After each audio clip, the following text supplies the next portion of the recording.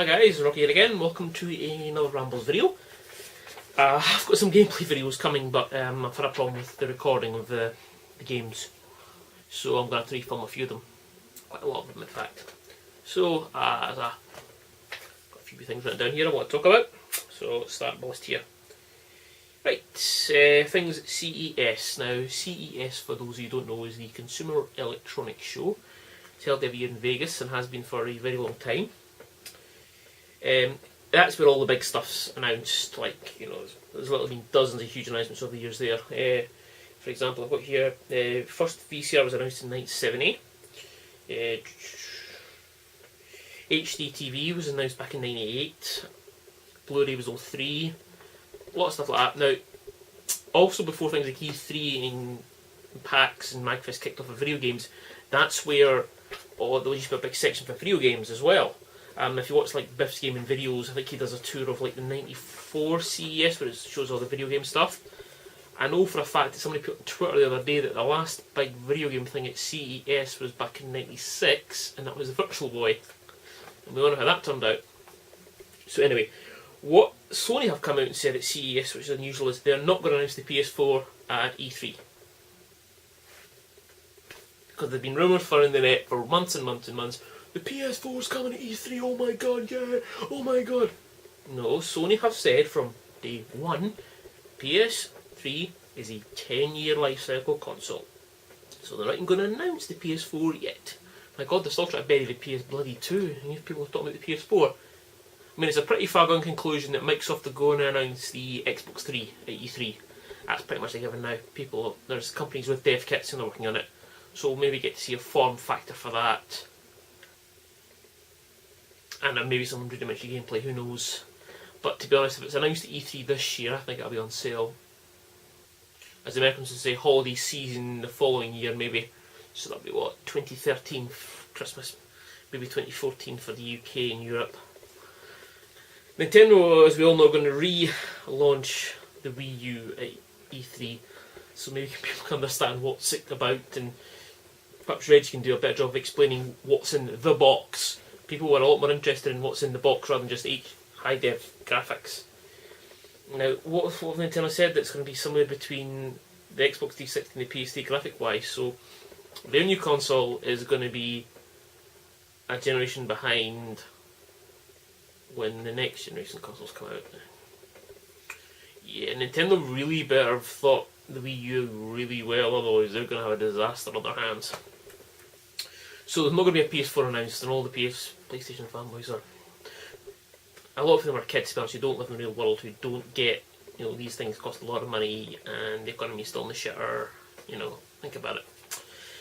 What else? Oh yeah, also at CES, tablets, you know, are everywhere, tablet PCs, that, and you know, this is where you can spot trends, and it looks like tablet PCs, love them or hate them, or tablet computers running whatever, you know, touch pads, iPads, Samsung Galaxy Tabs, so that kind of stuff are going to rule the world in the next 5 or 10 years. They're going to be everywhere. So we'll see how that pans out. So you heard it, so you've seen it there first.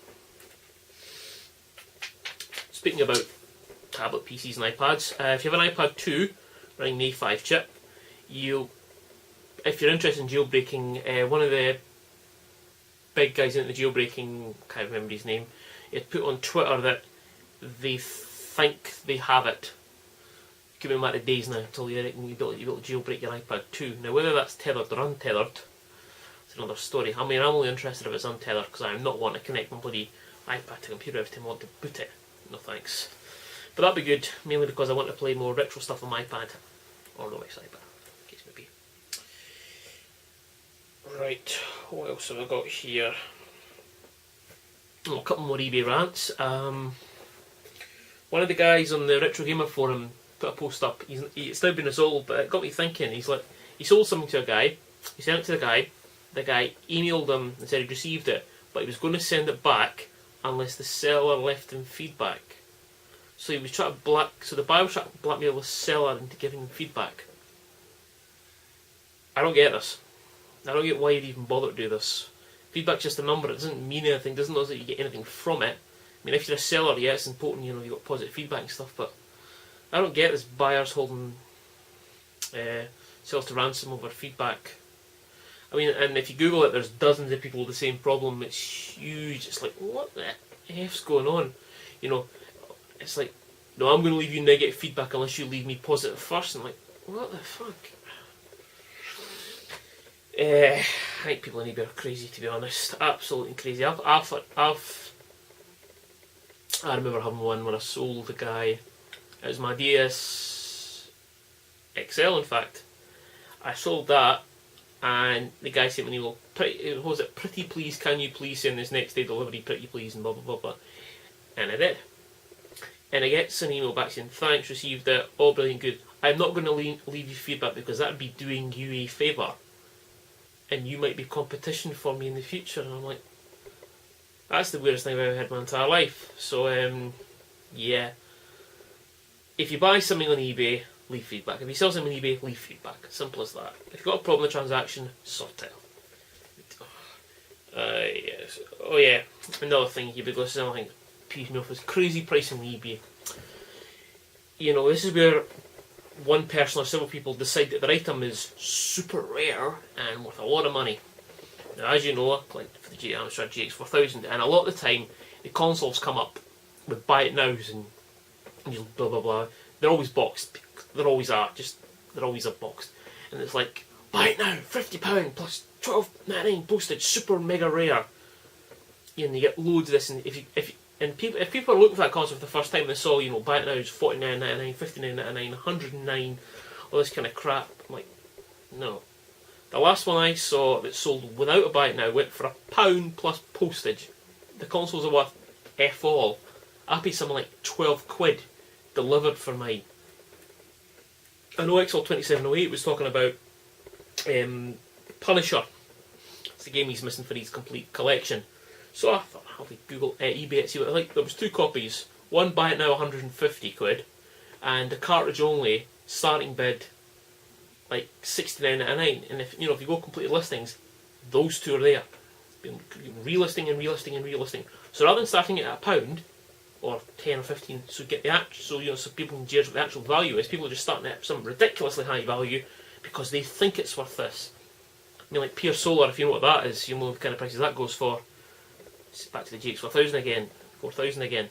If the games start at £5 or £10, sometimes they don't sell for more than 10 or 15 for certain titles. Other titles, no, it's rare, it must be worth 150 quid. No. So if you're going to sell stuff on eBay,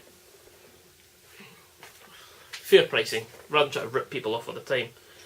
Anything else in my...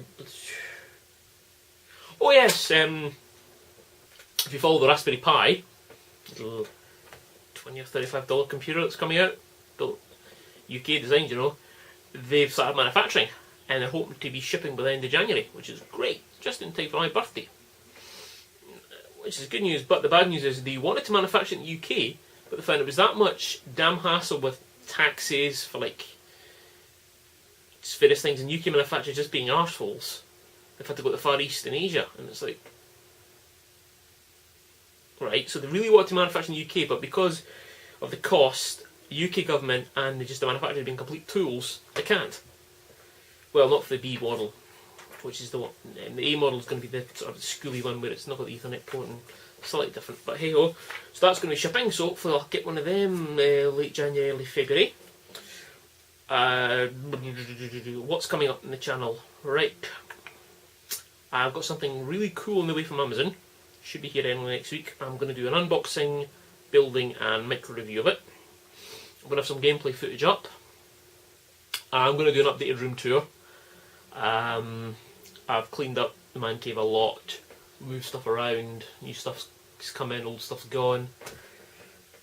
Anyway, that's it from me guys. Thanks for watching, take care, bye bye.